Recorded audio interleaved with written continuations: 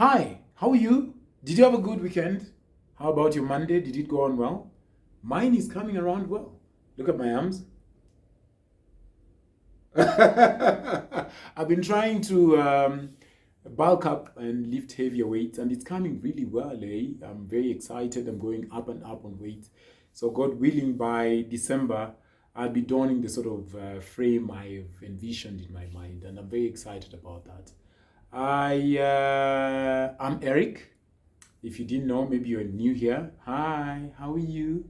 And I'm on all social media platforms. I'm on Twitter. I am on Instagram, on YouTube. Please subscribe down below. Also let me know what your name is and where you're checking these out from. I appreciate you. Now, Eric's Stories really is about stories about different issues of adult life that I grapple with and some you may be grappling with. So every weeknight, 7 to about 7:15, we try and make sense of those conversations around money, sex, and relationship in the hope to just, iron does sharpen iron. You give me your perspective, I give you mine, and we see how we can grow and become better. All right? Something crazy happened today. Yo. So I was really upbeat, very excited. I was thinking about you, if you're a woman, that is. I was just like, oh my God, how is she? How is she doing? Oh my goodness, I cannot wait for the evening to go talk to her. If you're a guy, I don't want to lie, but I wished you well. And so I had quite a hectic day. I had some VO work that I was called for to do. So I went to do those voiceovers, and then I had a bunch of meetings, and then I went to the gym, and then I came back home. So before recording this, if you follow me on Instagram, I was on top of some building, rather high up, and I was very excited about the city limits. So I recorded it with my phone. I was in awe about how beautiful Nairobi looks. And just when I got back home, literally minutes ago, I was scrolling through my TL on Instagram, and I saw a face that is unfamiliar. I was like, wow, that's a new face. Because I try to know, who consumes this stuff. Because you bother yourself with me, so I have to bother myself with you, right? So I clicked on the face, and I'm like, this is a new face. So I scroll down, and something so bizarre happened. So, backstory to this story. About 3 weeks ago, 3 weeks to be precise, I am out at a mall near my house, at the Junction Mall. If you're in Nairobi, hello, you know where that is. So I went to buy grocery, and I was buying grocery, and it's been very cold. Still is. What's up with the cold, by the way? It's August. Anyway, so I went to buy grocery. I was done with that, and then I decided to grab a coffee at one of the cafes in there. And so I grabbed coffee, and I had somebody holler my name. So I was like, Eric. So I look back, it's an acquaintance. I wouldn't call her a friend, but just, I was introduced to her by a friend, a proper friend, maybe 10 years ago. So we've been running in and out of each other, sometimes. So I hadn't seen them in a while, and then they holler my name. She was like, Eric, meet my aunt. And they were eating lunch. So we exchanged pleasantries, and I left them for it. And I came back home, and that evening, just as I was recording Eric's Stories, these women, their acquaintance, popped a message in my DM and said, it was really nice to see you, Eric. Oh my goodness. By the way, I'm so excited because the last time we chatted is when I was on radio. And then now she's just like, I've been following your stories. They're really nice. I have a question, she said. And then she asked me something around her relationship with her boyfriend. And I answered her, and she's like, oh my goodness, she needed a bird's eye view of that situation. And she said, Eric, I'd never seen it like this. This is so helpful. She said, could we please meet up for lunch, Eric? I really need your ideas on a few other things. So I said, absolutely, why not? Let's meet up for lunch. And she said, I'm buying you lunch. We have to meet. Let me just clear my calendar. Possibly, how is weekdays looking for you? So I said, weekdays are crazy.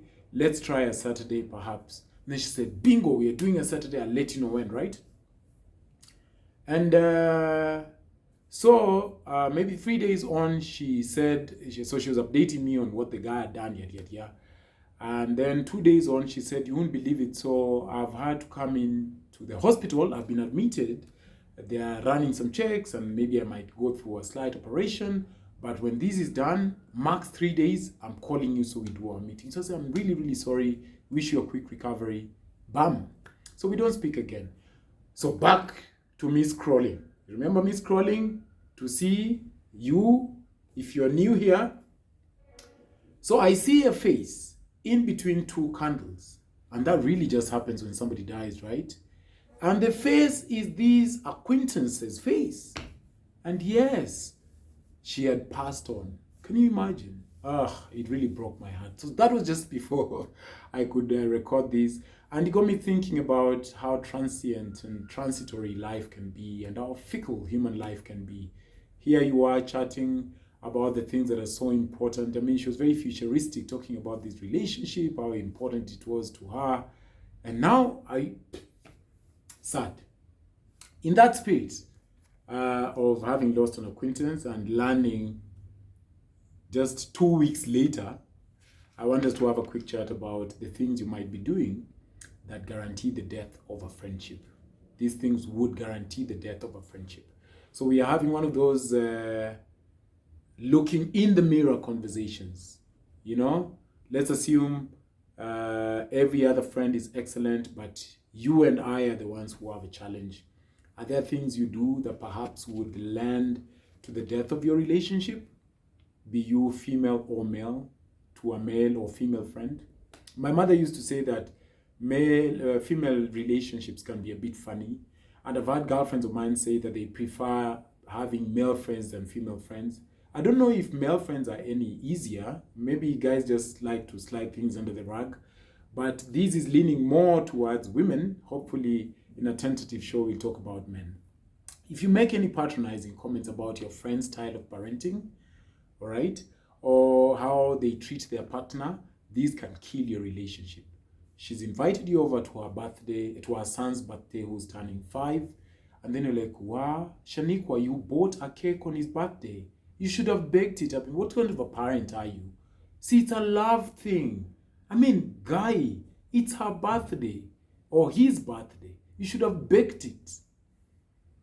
You know, anything that would rub off of them the wrong way about their parenting style can really hurt your relationship. Away from that, even their partner, you keep going on about the choice of their partner.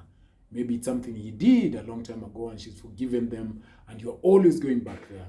Any patronizing comment about her partner, her parenting style is going to hurt. You have to be very careful around that, I think. What do you think? Huh? Shaniqua? I've had, you can say something like, oh, by the way, maybe we should do this party in my house. It's more orderly and bigger. You don't want to do that. You don't want to do that. It might be coming from a good place. They're not going to take it well. Avoid anything patronizing. Even a tinge bit of it is very dangerous. Talking about your friend outside of the circle of trust. You know, there's a circle of trust. Maybe you guys are a bunch of 5 very good friends. And then you break ranks and go and talk about her or him outside of the non-vetted friendship. Maybe it's another friend of yours you went to school with, and then she gets to learn about it. It's not going to end well, all right? So any discussions about your friend outside the circle of friendship is a no-no. And it could be something as innocuous as how they've lost motivation at work lately, or something as serious as how you have issue with their new love interest. They're not going to take it lightly if they learn about this. So you want to really avoid that. Cindy, what do you think? And I hope you're adding to this list so that we have better, tight-knit, more worthwhile relationships, eh?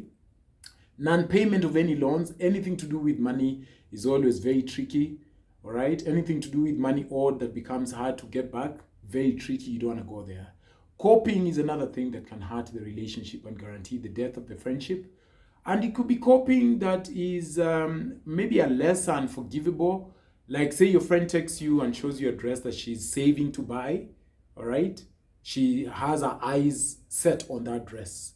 And she's just like, you know what? I know it's expensive, but this is my dress for graduation. I cannot wait. Guess what you do? You go buy the same dress and you rock it up at a birthday party she's at. That can hurt the friendship. You're being dodgy. You don't think? Oh my goodness. Stealing your friend's nanny. That's another one I've heard. She's been going on about how her nanny is excellent, a hard worker. Then you go and steal the nanny. Unaiba mfanyikazi wa mtu. You start telling the nanny very bad things about your friend, then you steal her. That's going to hurt the friendship. And then finally, this also applies to male friendships. Partner nicking. So friend B going out with friend A's ex. It's a no-no. You don't want to do it. It's messed up. It's crazy. For the sole reason, the whole thing is made worse by the inevitable concern about privileged information. I mean, you guys know deep things about each other. Now you're going to lay with the ex? That's just dodgy, Sharon. You don't think? Just leave the exes. That being said, how do you rescue friendships? How? So avoid doing the above mentioned. That's the obvious how. Admit fault and seek forgiveness. All right? Just admit fault. Say, you know what, I'm sorry. I shouldn't have bought that dress. Oh, I shouldn't have bought that dress. I should not have. I don't know what got into me. I really liked it. And then the way I just rocked up with it was funny. Maybe I should have told you, I guess. I don't know. But maybe that's not an issue for you. I'm not saying that's a bad thing. I'm sure there are people who be like, hey, a dress that she's shown me and I go buy it. Kwani she's the owner of that shop and dress. But it's wrong. You don't want to do it. It will rub off some people the wrong way, all right? Do not be defensive. That's another thing that hurts even me about some of the things I bring up in my friendships that people become defensive about. And then show contrition, apologize, and ask them how you can heal the friendship. I was watching something the other day. Oprah and Gayle King, they've been friends for many, many years. I think since they were 21, and now they're 67 and 66. And somebody asked them that they were flying out, and then there were two friends, girl friends, and then one girlfriend was bumped up to business class, and then she went. So this girl was saying if she's all right to feel some type of way because her friend went on to sit at the business class. And Oprah and Gayle King were saying that that is not a good showmanship of friendship, that the friend should have sat with her at the coach because they are friends and they were traveling together. So I think it calls for a lot of sensitivity. My mother used to be very sensitive. I picked that from her. I'm so sensitive, She'd let you in, but like, and she'd also drop you real quick. And I'm like that. I don't know if it's a good or bad thing, but it's just a safeguarding myself measure, because people are people and then are people and can be funny. What do you think? Did I leave anything out you might want to add? Ways or things you do that would guarantee the death of a friendship? Let me know in the comment section. Good evening.